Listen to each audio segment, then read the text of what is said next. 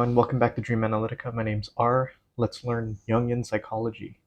So the first step into learning Jungian psychology based on my approach was to first learn your MBTI, your Myers-Briggs Type Indicator. And the reason for doing so is because the Myers-Briggs Type Indicator was actually a layman's form of educating the wider audience on Carl Jung's personality types. It's sort of a simplification for his understanding of personality typology because it was too complicated. So I think the first step you should approach Jungian psychology is by first learning your personality type. And then once you've understood and learned a little bit about your personality type, which, by the way, you could go on to 16personalities.com and take the test to sort of see what your personality type.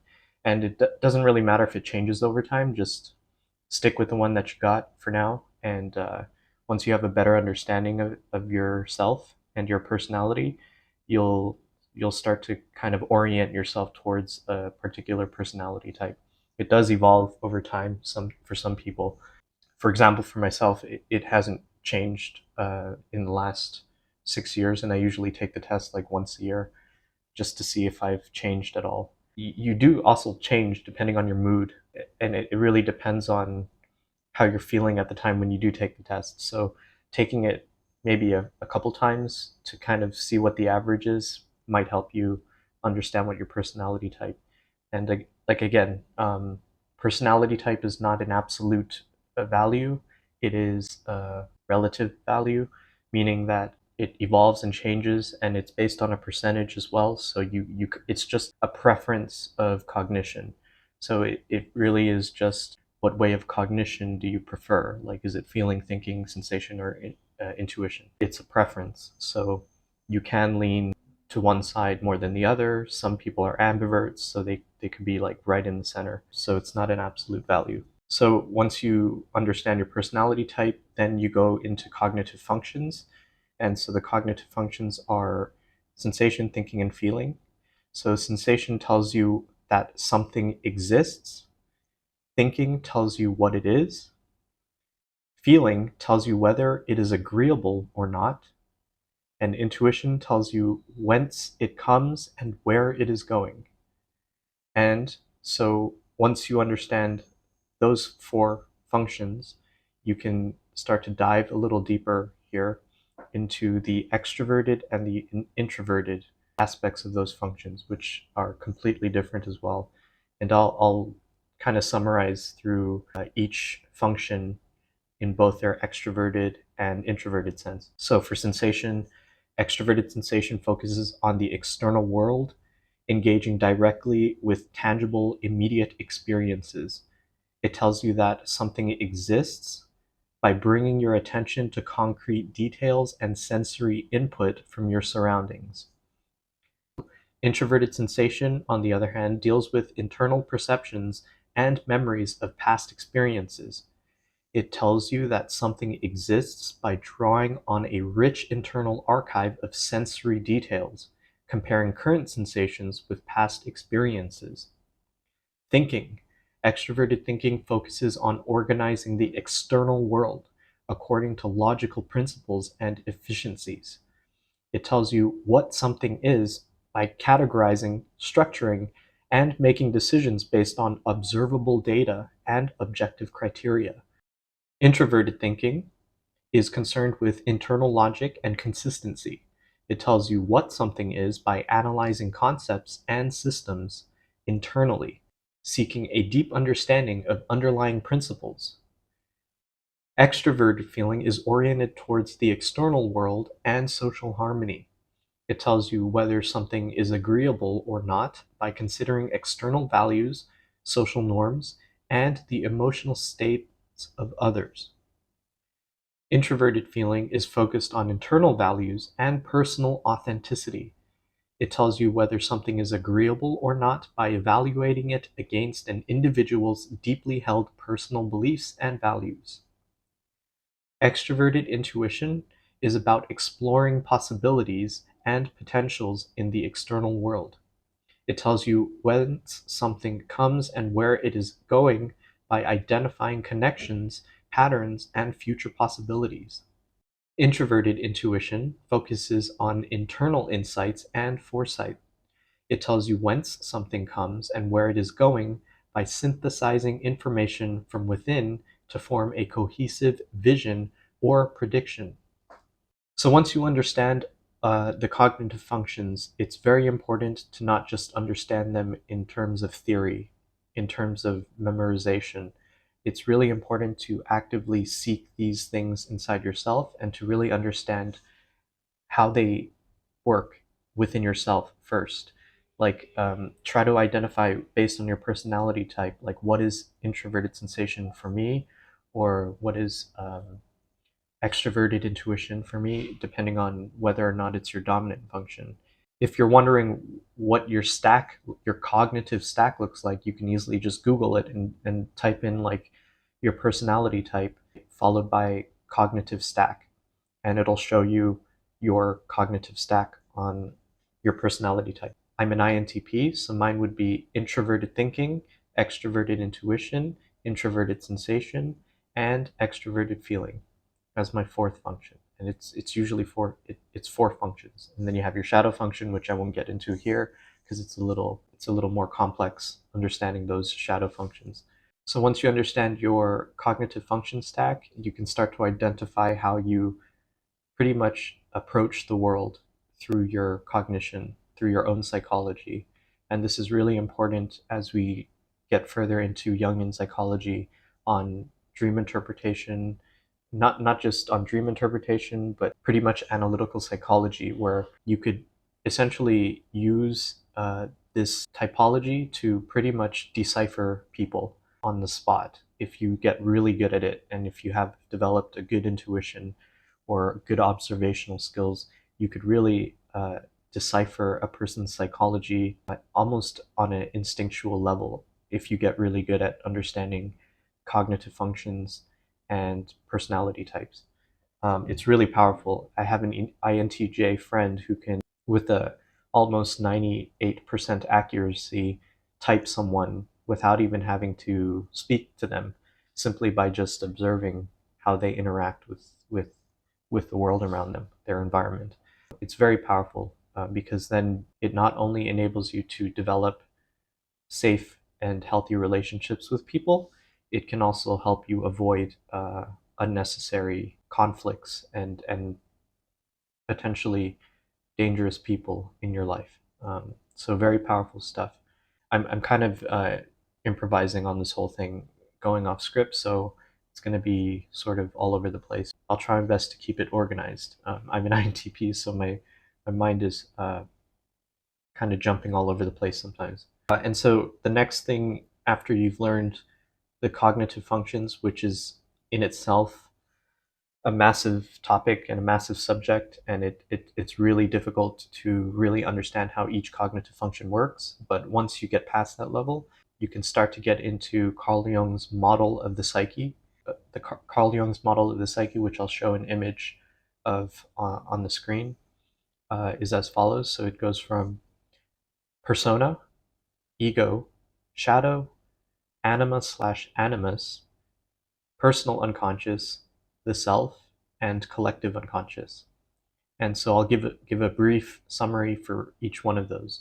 Think of them like levels of depth. So the further down you go the list, the deeper it goes into your own psychology of understanding how where each one is located in your psychology. So the persona is the social mask or role that an individual presents to the world, shaped by societal expectations and norms. The ego is the conscious mind, and the ego is very important, by the way. It's the seat of consciousness, and we sort of get the ego confused with pride. In Jungian terms, the ego, it represents consciousness. It's synonymous with consciousness. So don't get confused with when you hear the word ego in Jungian psychology with pride or egotism or inflation. Inflation is just another word for essentially pride or egotism. So ego is the conscious mind responsible for one's sense of identity and the center of personal awareness and decision making. Shadow.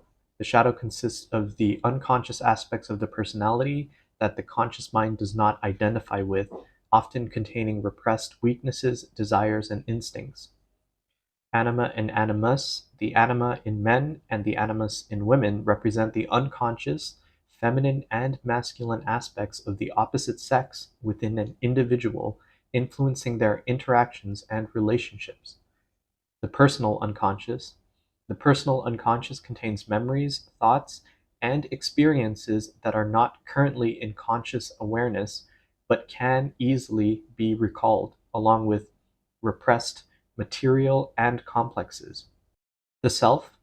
The self is the central archetype in Jung's theory, representing the totality of the psyche and integration of all aspects of an individual's personality, aiming for balance and wholeness. The collective unconscious is the universal part of the unconscious mind shared among all humans, containing archetypes and ancestral memories.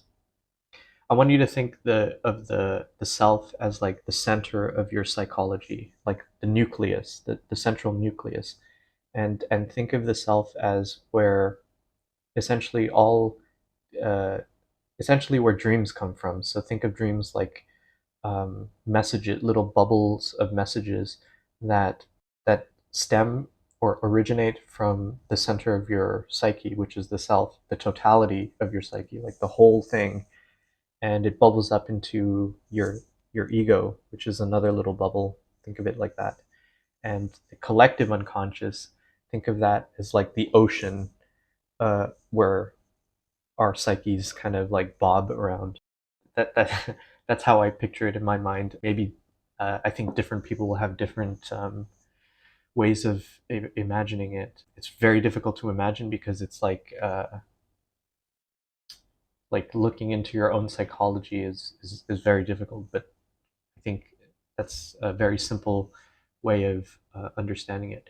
And so, next up, once you understand the model of the psyche, which is, in my opinion, quite easy to understand in theory.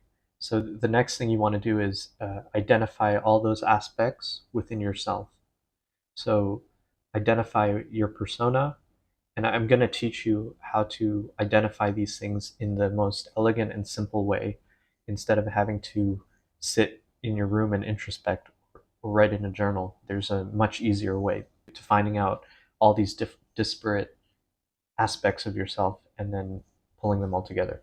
Yeah, once you've identified like the persona, like what is your persona, what is your ego, shadow, anima and animus, personal unconscious, the self, and the collective unconscious, then you can start to go into another deeper layer, which is dream analysis. And that's pretty much how you bring all of it together and understand your own psychology to such a high degree is through dream analysis. It's once you understand your personality type and then the structure of the psyche, all the elements of the psyche, then you can bring it all together through dream analysis. And dream analysis is the simplest and most elegant way of identifying all those aspects in your psychology, not just personality types, but also the model of your psyche. So, in very simple terms, when you're doing dream analysis, you can identify pretty much each aspect of the model of the psyche. So, let's start with the persona. So, the persona in dreams usually is represented like it's said in the description as the social mask. So you could quite literally see the social mask in the dream, like metaphorically as a mask. And then the ego in dreams is first person perspective. So it's you who interacts. So whenever you say I in the dream, that's usually the ego consciousness. The shadow is usually the same gender as the dreamer, same sex. So if you're a male, your shadow will be a male. If you're a woman, your shadow would be a woman. A really good analogy to describing the shadow is like the Hulk in Avengers. You can easily see how the Hulk evolves over the series of the Avengers. Like in the beginning, he was this brutish, unintelligent beast, And then in the final Avengers, he pretty much integrated the shadow and they essentially became one. And he had the Hulk form, but he was conscious. So that's pretty much a very simple explanation of what happens when you integrate your shadow. The shadow is not all negative. The shadow is actually just as positive as it is negative. So if you are successful in integrating your shadow by identifying it through dreams, it has so many positive aspects to your life. The integration itself makes you a much more whole individual, a much more confident individual, and a much more creative individual as well. Normally, what happens when people start out in dream analysis is the shadow is mostly what they perceive in the beginning as dangerous. So they usually see like this shadowy figure that's haunting them. Usually they see a shadowy figure that's chasing them. All you have to do, and it really is it really is quite simple. If your psychology is not that bad, if you're not that unhealthy, is just stop running. If the shadow is chasing you, essentially just stop running. He he or she most likely just wants to return your wallet, which is the analogy that I use. And ultimately, the shadow becomes your best friend. It helps you go through life, through the journey of not just understanding yourself, but through life as well as your best friend and can help you in times of need. If you're introverted, your shadow could help you be more extroverted. If you're a little shy, your shadow could help you become more assertive, like literally your opposite, your yang to your yin. That's another thing to understand in dreams too. It's all about opposites. In psychology, it's all about opposites, and I'll get more into that. So next, you have the animus and anima, and how do you identify that in dreams? It's really simple. For a man, the anima will appear in dreams as a feminine personality, a feminine character. It doesn't just have to be a woman. It could be an animal, like a cat, or any animal for that matter. The anima can also manifest as like an institution, like think of like a university, alma mater. They're usually symbolic representations of the Great Mother, a protective thing. Like if you think of school as like this place where you're protected, kind of like a mother, it feeds you, it cares for you, it educates you, it teaches you how to connect with people.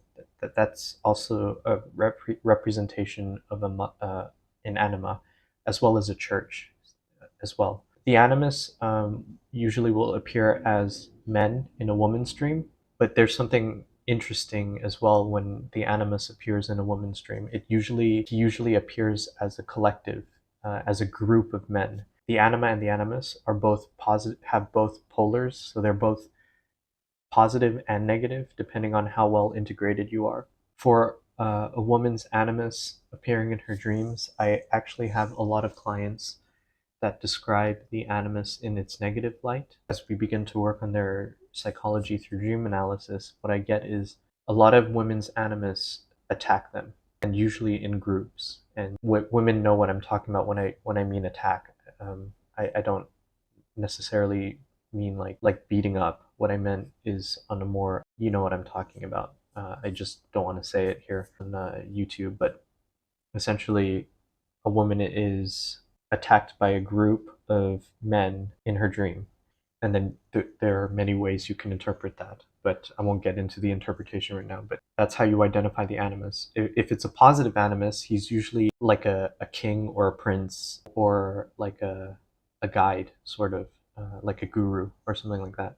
And the personal unconscious, how do you identify that? It could appear as, and I say could because nothing is absolute in psychology, is complexes. So like a mother complex, a father complex. It could be represented in dreams like as childhood trauma, things that deal with like the person's memories or experiences that are not in conscious awareness, that have maybe been repressed or something like that. The self, very powerful symbol, and the way you identify that in dreams, the self, is it usually represents literally a totality, so a union of opposites. So like it could be a king and a queen, and that could represent the self.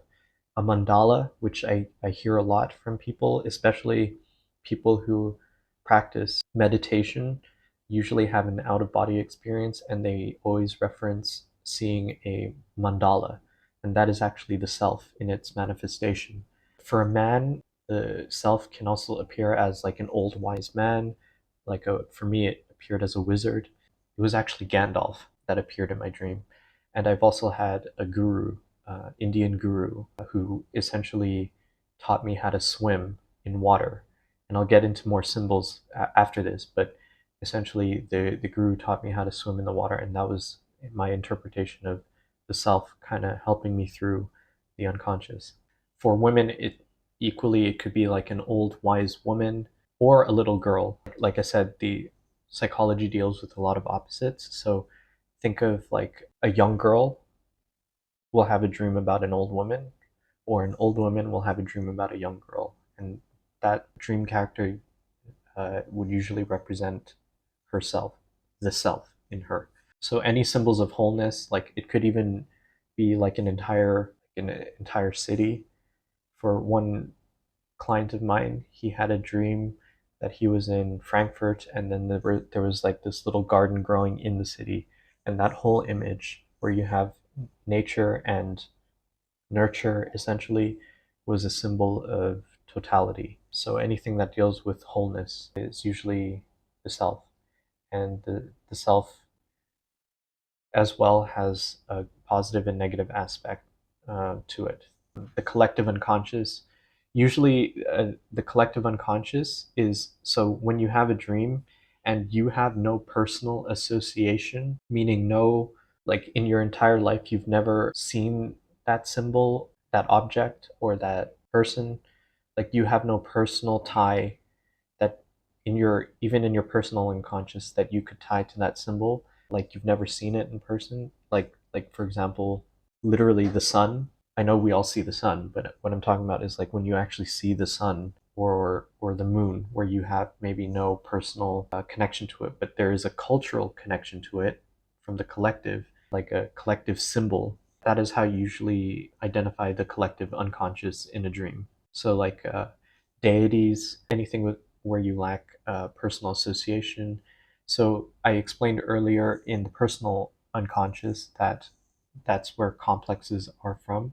So if like I said, everything is opposites. So like let's say you see a mother, your mother, and she represents your negative mother complex.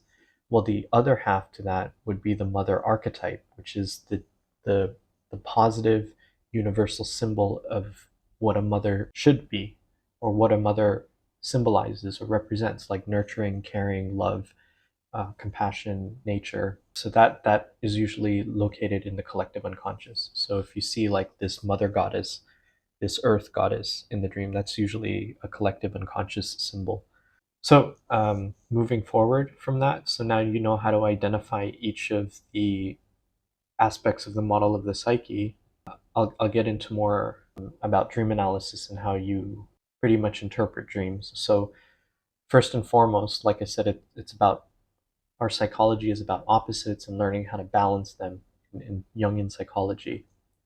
And through dream analysis, there's really not many rules, because every individual has unique associations to symbols and objects. So there can't be any rules, but there are some general guidelines, and one of them is actually a law that Carl Jung coined, the law of compensation. So essentially, dreams act to compensate consciousness. So it's a means of the unconscious to balance consciousness so that neither one is too overweight, essentially. So let's say you're behaving way too prideful. Pride, you can, generally speaking, this is not for everyone, but pride you usually in dreams is represented by height. Like let's say someone is really high up and looking down. That symbol in itself is like him looking down on people, like he thinks he's above everyone. That would be shown in the dream. And then to compensate for his one-sided attitude, he might fall in the dream and hit the ground. And that's another important symbol in dreams. The ground usually, remember, nothing is absolute, usually represents reality. So think of it as a connotation. I'm grounded in reality. Dreams also communicate in metaphors, similes, and connotations. So, like, I'm feeling blue would be a connotation. Metaphors like I'm grounded, or like up in my house. Like the house usually represents a person's psychological structure, where each room is a different facet of his or her psychology. So up in my house, so whenever you're in your, like, let's say, childhood home, you could metaphorically say that this person is stuck in a childish psychological environment or state. That's one way of interpreting that dream. So some common symbols: water usually represents the unconscious. So if you are drowning in water, it usually represents that you're drowning in your unconscious, or that you're overwhelmed by the unconscious factors. Another symbol that I normally see is that there's a body of water and there are these dangerous creatures like sharks or demons or beasts in the water that are swimming and they're trying to escape. That usually represents that in the unconscious there exists dangerous entities that are under the surface of that person's psychology. So, like, remember I said that in order to face your shadow, you just have to stop running. In certain cases, you can't, like I said, you can't generalize, but in certain cases, there are instances where you should probably escape, and that's probably one of them. One way I could interpret this, a dream like that, where they have a body of water and there are creatures underneath and they're trying to swim away, is that their repression has gone to such a they've repressed something for so long that it's grown to such a massive size and is buried so deep within the unconscious that it is too big now to stay there and is going to come out and attack the ego, essentially. You can see what would happen to that person in reality, in waking reality, if that ever happened. It's pretty scary. Fire could represent transformation. Height, like I mentioned before, could represent inflation. And so that's pretty much the gist of Jungian psychology. This is a huge summary of Jungian psychology, but it's not about memorizing the theories. That's really important. It's not about learning it. It's about understanding it, and how you do that is through experience. So you find all these things within yourself first, and identify them, distinguish them, separate them, categorize them if you like, and then also as you interact with people. So try to identify these things in people in your circle, in your inner circle, and then when you get better at that, you can start identifying these things in your outer circle, and that actually helps you understand yourself better. Marie Louise von Franz, she was Jung's colleague. She said, like, show me your friends and I'll show you your shadow. Normally, we are attracted to our opposites and we make friends with our opposites. You always hear extroverts adopting introverts. It's because we tend to have an attraction towards our opposites. But essentially, that's that introvert's shadow most of the time. And that's another thing that's important in dreams. It's really important to remember it's mostly subjective. So what I mean by that is when you dream about someone, it's not about that person in reality most of the time. Like I said, there's no absolute rule. There are very few individuals who can dream about objective situations, like have premonitions or dreams that predict situations that occur in reality. That's very few. It's a very few number of individuals who actually have that capacity. I know one out of, like, the hundreds of people that I've helped counsel. So yeah, what I'm saying is it's subjective. So what that means is that if you dream about someone, it's a reflection of a part of you. If you dream about, let's say, a person that you hate, essentially that's a part of you that you hate. what normally happens is you project that. So you see that person that you hate, and then you see them in real life, and you hate them in real life. But that's actually not, that shouldn't be the case, because that person, the reason you hate them is because you yourself have aspects of that person that you hate within yourself. And therefore, if you have an understanding of yourself, you'll stop projecting, and you'll take that back into you and say, like, okay, wait, why do I hate these things about myself? And then you eventually learn to identify and integrate those aspects that you don't like about yourself, and then learn to love that part of yourself. And then once you learn to love that part of yourself, you essentially stop projecting, and you create less hate in the world. And that's really the importance of Jungian psychology. It's about integrating all those disparate aspects of your personality and becoming whole, and to live life properly. And if enough people do that, the amount of, let's say, negative energy or projections stop. And wars are usually caused by shadow projection on a collective scale. And if more individuals stop doing that, we have more of a chance to harmonize and create peace, and take care of our environment, to have better relationships with people of all kinds. Because if you love those personalities that show up, let's say you have a dream about a person of a completely different culture, and you have this aversion to them in the dream, but then you learn that that's a part of you, that's your shadow, essentially, and you learn to embrace that part of you, that you yourself contain those elements, and you stop projecting. That image transforms, and that person becomes your inner friend. You're no longer going to project that hatred outward, because, first of all, it no longer exists, and you've identified that there's nothing to be scared about. There's nothing to be. It's all part of you. You are that person is essentially a part of you. You have those qualities, and the projection stops. That's why you won't recognize anything. The mind cannot identify something it doesn't recognize. So if you have this feeling of hatred for a person that you don't even know, you just feel like you don't like them, your your psychology identified that, which means that, like I said, you can't identify something or recognize something you don't know. You would normally feel indifferent about that thing if you don't recognize it. Like if you're going into a forest and you see a plant that you don't recognize, you're going to have zero feeling about it. But if you have like an understanding of, if you understand a little bit about plants or even mushrooms, and you see something that's poisonous, you're going to have an aversion to it.